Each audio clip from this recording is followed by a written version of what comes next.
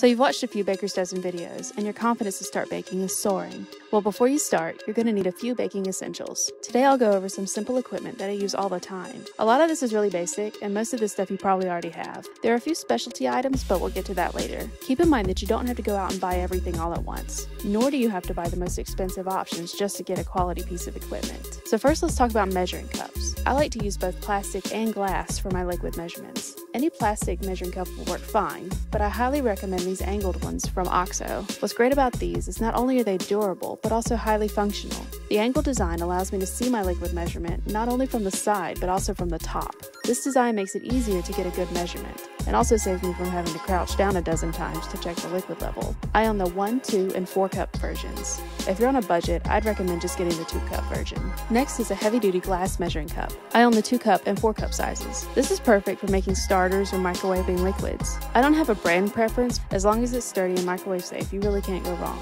Another reason to have both the OXO plastic measuring cups and glass measuring cups is the long-term durability. Regardless of brand, all glass measuring cup markings will eventually wear off. When this happens, just use the worn-off cups for starters and purchase a new cup for measurements. Keep in mind these measuring cups are for liquids. You wouldn't use these to measure flour, sugar, or other dry ingredients.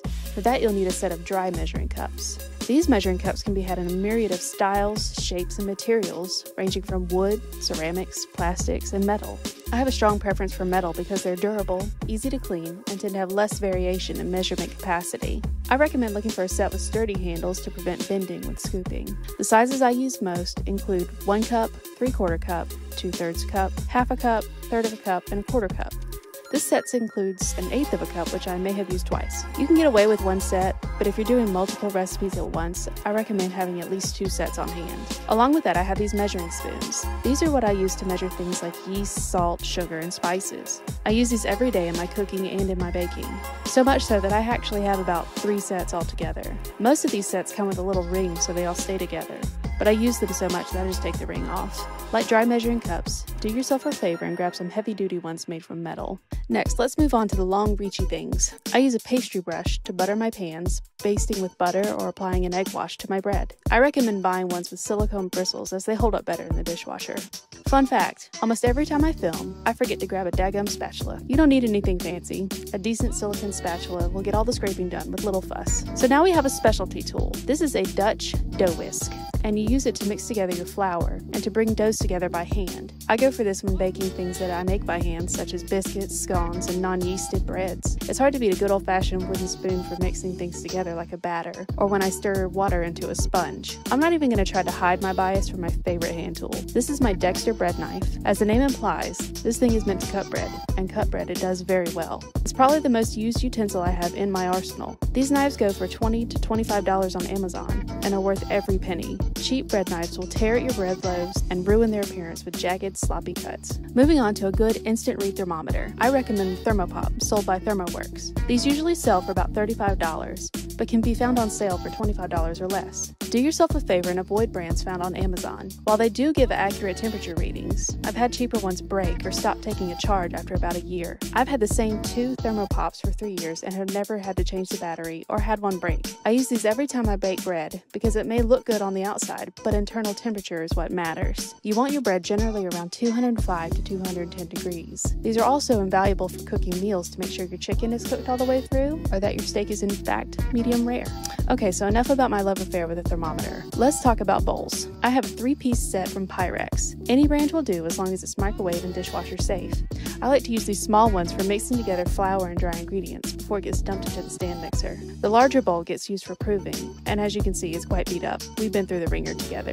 I have 2 sets of these, and they get used a lot, especially on filming days. Pyrex lists the larger bowl as a 2.5 quart, with the 2 smaller bowls listed as 1.5 and 1 quart. You can find them in a set on Amazon. Next up, prep bowls. I use these whenever I set up my mise en place. For those not familiar, mise en place is when I set up all the ingredients needed before I do any of my baking. I put all of my ingredients ingredients into these small prep bowls, which helps cut down on forgetting to add salt, spices, yeast, butter, eggs, or whatever the recipe calls for. I have like 6 of these and I use them all the time. Okay, so now on to my big guns. I have 2 mixers. I actually have 4, but I'm not bringing out the big guy since it's a bit overkill for most people. I use KitchenAid stand mixers. What you see in all my videos is a KitchenAid artisan mixer. I got this mixer about 8 years ago, and it's been through a lot. These mixers are very sturdy, very reliable, and I really haven't had any issues with it. There are a lot of brands to choose from, but if you're just starting out, do yourself a favor and get a KitchenAid. It'll be reliable, have plenty of power, and the catalog of accessories is unreal. The mixer comes with a metal bowl, but I use the glass bowl so you can see inside in my videos. The 2 attachments that I use with it most are my dough hook, which I use to make bread, and this paddle attachment. I love that it scrapes the bowl as it's going around, which is great for making cookies and cakes. Some days I don't feel like breaking out the big mixer, especially if I'm doing something like cookies or something quick. On those days I use a hand mixer. This one is made by KitchenAid and is cordless. I also have a cordless one that I don't use unless I forget to charge the battery on this one, which has happened on occasion. The 2 attachments that I use the most with it are the beaters and the whisk. Side note, you can also use a hand mixer to quickly shred meat like roast or chicken. Let's go over a few specialty tools. This is a bench knife. This one is Dexter as well, and I use it for cutting things like scones and dough. You can also use it to scrape dough from a surface, which comes in handy when working with rolls, for example. Speaking of scraping, how about a dough scraper? I use this for folding dough over itself. A lot of recipes call for dough to be folded over itself in order to give you some more structure and some more layers in it, such as my favorite cinnamon swirl bread. Use a little cooking spray to prevent sticking.